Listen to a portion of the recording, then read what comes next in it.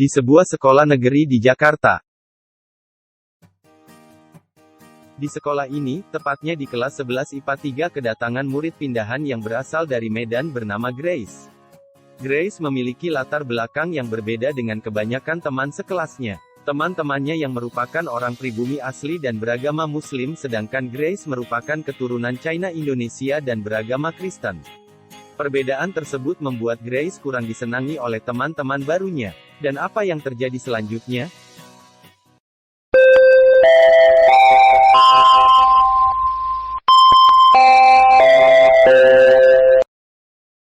Ia, Rani dan Yol sedang membereskan buku dan bersiap pergi ke kantin bersama.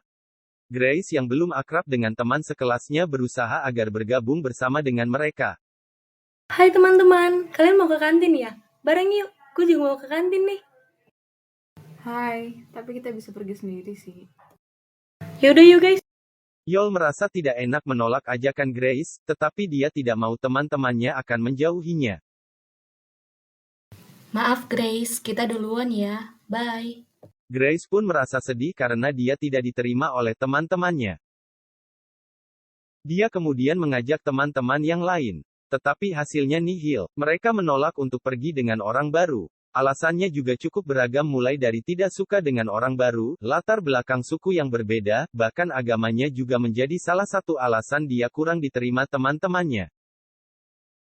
Akhirnya setelah mendengar penolakan dari teman-temannya, dengan perasaan kecewa, Grace pun pergi dan makan sendiri di kantin.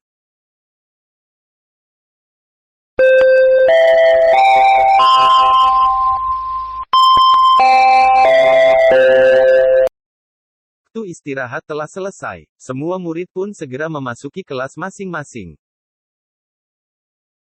Ibu Sri yang merupakan wali kelas dari 11 IPA 3 dan juga mengajar mata pelajaran PKN akan segera memulai pelajaran di kelas. Selamat siang anak-anak, bagaimana kabarnya? Sebelum memulai pelajaran, Ibu absen dulu ya. Ibu Sri pun memanggil nama siswa berdasarkan abjad dan ketika nama Grace dipanggil, dia tidak ada di kelas tersebut. Ada yang tahu Grace di mana? Bolos kali bu. Paling di kantin. Haha, atau enggak rebahan UKS kali itu si Sipit. Tiba-tiba Grace yang sudah panik karena terlambat pun mengetuk pintu dan berkata, Permisi Bu, maaf saya telat, soalnya tadi saya dari toilet dulu. Yalah, paling dari kantin. Alasan aja itu. Iya, baru juga sekolah udah bertingkah. Sudah, diam semuanya. Grace, Ibu maafkan kamu. Silakan duduk. Anak-anak, saya melihat kalian tidak sopan kepada Grace. Apa ada hal yang membuat kalian sakit hati kepadanya? Karena dia Cindo bu. Dia kan bukan Indonesia asli kayak kita. Agamanya saja sudah beda dengan kita, Bu. Melihat tingkah kalian ini, mengingatkan ibu akan kisah Insinyur Soekarno, di mana dia juga diperlakukan oleh orang-orang Belanda di zaman sekolahnya. Anak Belanda tidak pernah bermain dengan anak bumi putra. Mereka orang barat yang putih seperti salju asli yang baik, dan mereka memandang rendah kepada Soekarno, karena beliau adalah anak bumi putra. Pengalaman pahit ini dialami Bung Karno ketika bersekolah di European Soldier School. Sejak saat itu, ia bertekad untuk menuntut pengakuan atas bangsa dan memulihkan harga diri sendiri serta rakyatnya, yang kemudian menjadi pendorong bagi setiap tindakannya. Terlepas dari itu semua, Bung Karno sangat memperhatikan orang miskin. Kemelaratan dan kemiskinan orang lain tidak luput dari perhatiannya. Sikap inilah yang menjadi energi penggerak bagi Bung Karno untuk memperjuangkan serta membela nasib rakyat miskin. Bung Karno dengan lantangnya mengutuk segala bentuk kolonialisme dan kapitalisme.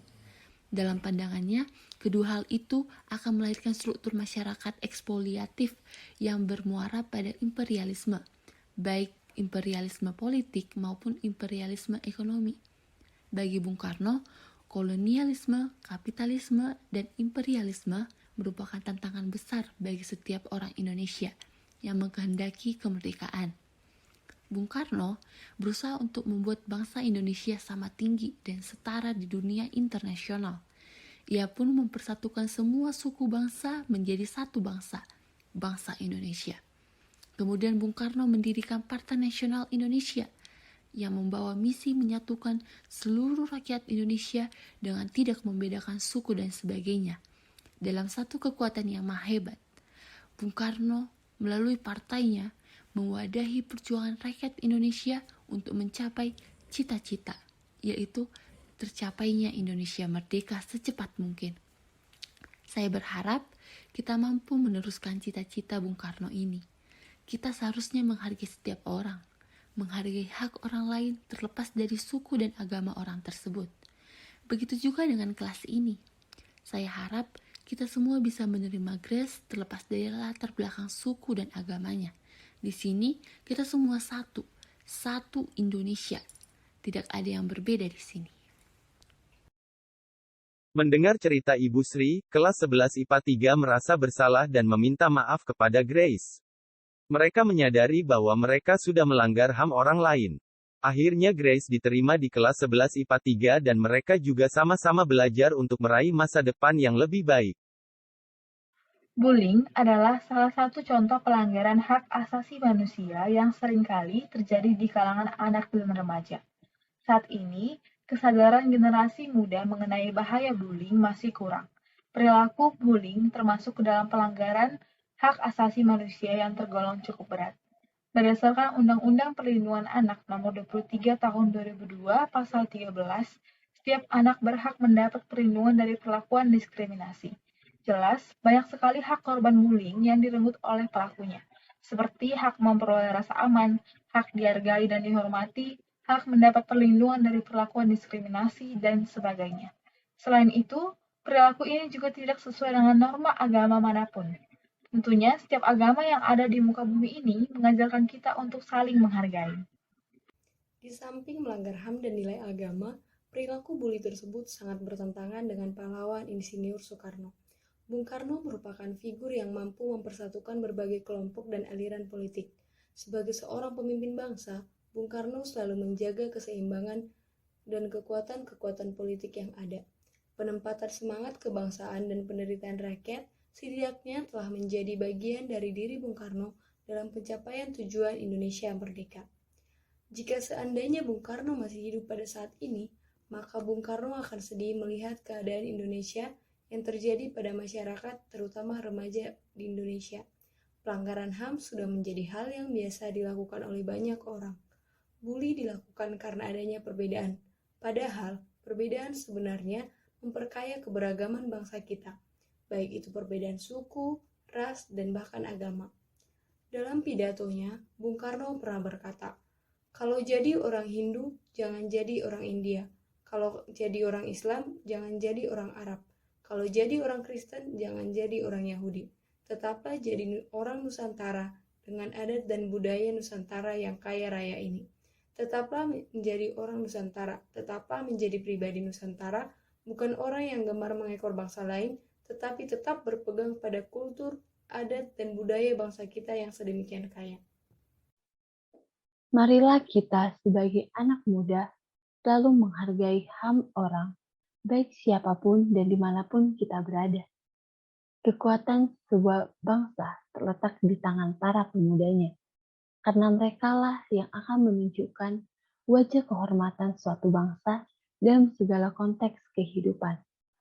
Jika para pemuda dalam suatu bangsa mengalami kerusakan moral dan agama, maka sangat disayangkan nasib bangsa itu nantinya. Karena bagaimanapun, pemuda adalah kader bangsa yang harus terbina dengan segala bentuk pendidikan, baik itu pendidikan kejiwaan atau psikologi sampai pendidikan politik. Jangan sampai pendidikan yang dirancang dan dilaksanakan oleh negara tidak memperhatikan masa depan para pemudanya, apalagi hanya mementingkan kepentingan pribadi dan golongan saja. Seperti yang telah disebutkan sebelumnya, bahwa pemuda merupakan generasi penerus bangsa Indonesia. Maka, sebenarnya generasi muda juga menjadi komponen yang penting dan perlu dilibatkan dalam pembangunan bangsa Indonesia, baik secara nasional maupun daerah. Demikianlah short movie yang dapat kami tampilkan. Semoga kita semua dapat lebih menghargai HAM orang lain. Terima kasih atas partisipasinya dan sampai jumpa.